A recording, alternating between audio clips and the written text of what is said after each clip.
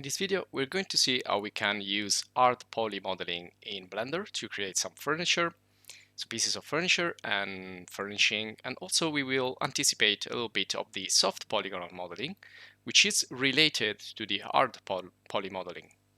But in that case, we're going to create curvy surfaces and curvy shapes. And we're always going to start with the basic tools, and then we're gonna add some extra tools. So in the previous video, we saw how we can basically model an entire architecture or an apartment in this case using a DXF file, which is a file from SketchUp, or you can also import from AutoCAD. And from that, you can extrude using the simple extrusions using curves, but also the hard poly modeling. We saw that using polygonal modeling, we can actually extrude faster and model faster, especially if we need to create some really hard surfaces like this. But you can also use a simple image. Now, we saw also in another lesson how we can import reference images. Now, using references, it's better because it's gonna give you a hint or what you need to model and how. So you can use references, you can also model completely in a free and creative way, which is also what I'm gonna show you in this lesson. So if you want to start not using a CAD file, but a reference image, you should start from the top view so that you can insert first the image, and then another tip is to decrease the opacity of the image, but we already saw that again in another video. So I'm gonna proceed here, from this point, and I'm gonna show you how you can create some walls. So architecture and also interior design or interiors in general.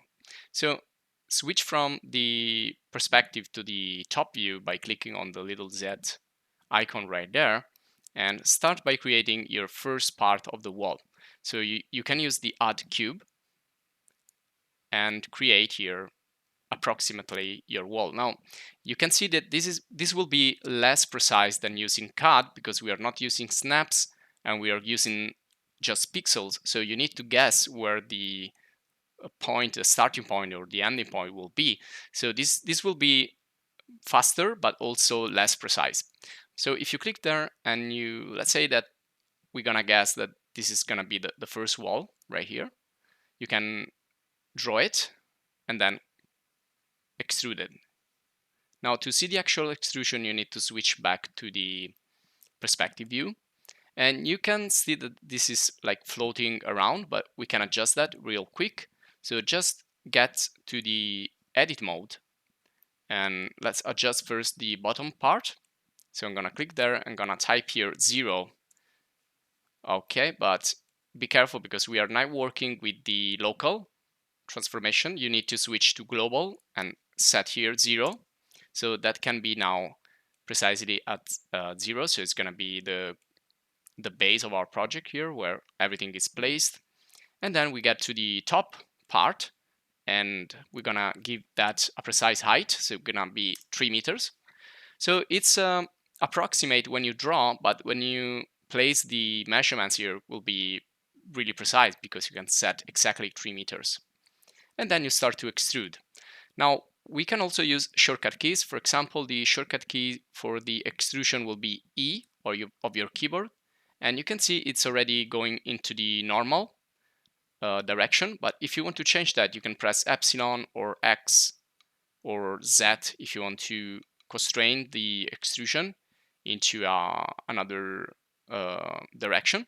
So in this case, it would be the X direction. So I'm gonna extrude there, then select this one here, press E and go there, and then select this other face, press E and proceed. So you can see how quickly we can create a really complex architecture here. We can continue just as we did in the previous video, but using the image and using shortcut keys will be faster and, well, maybe less precise, but pretty fast.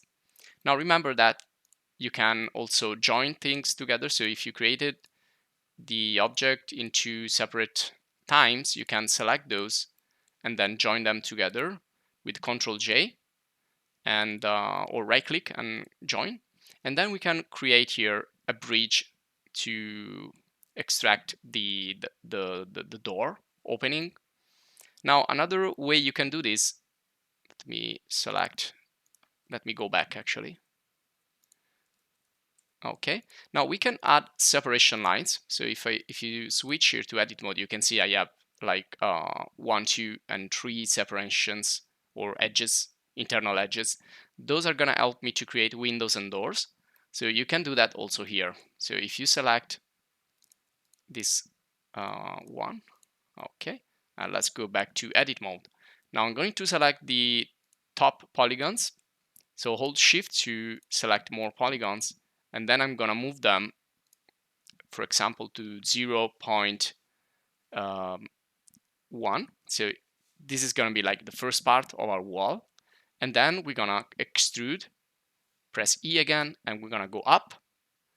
And you can define here also the global and local coordinates. So in this case, we're still gonna work with global. So I'm gonna set this to 1 meter, or well, you can set this to whatever height you want. And this is gonna be where our window is gonna be placed in the rest of the architecture and on the other walls. And then press E again. I'm gonna extrude this to the height of the door, which is usually 2.2. Press enter again. And finally, we get to the final part of the wall, which is gonna be 3 meters. So I'm gonna click E again to extrude and then type 3 here. And this is gonna be now 3 meter wall, but it's gonna have these subdivisions, which are gonna be really helpful. Now I'm gonna show you why I created these first subdivisions there at the bottom. So if I select, for example, these internal polygons of my wall, I can create this little part here, which is gonna be an extra detail, which is gonna look really nice when you do renderings. So I'm gonna extrude this, but this time we're not gonna use the standard extrude because it's gonna go like in a strange direction. So let's Control Z that. And if you hold the left mouse there, you have extra types of extrusion. For example, in this case, I would prefer the extrude along normals. So this is gonna extrude this entire element here as a single element, and it's gonna create a little thickness. But also, when you extrude this, if you want, you can do a really precise extrusion right here at the bottom. So if I want to do this like 2 centimeters or 3 centimeters, I can press 0.03. And also another thing that I will do is offset even. So it's gonna be the exact thickness on every single extrusion. Okay, now we can go back to object mode and we can join this together. Control J. There you go. And we can still use the bridge that we learned in the previous video. So I can select these 2 faces, right click, and bridge them in order to create the opening for the door. So you can go negative with the bridge, or you can go positive and connect different parts of the room. Now, another useful tool that we can use together with the extrusion is the extrude individual. So in this case, these are going to be 2 individual faces going in towards their normals, which are perpendicular to the faces. So you can use this to extrude multiple faces in many different positions instead of extruding in these 2 together like that. So like we saw before. So there are just different types of extrusion. You need to select the best one for your situation.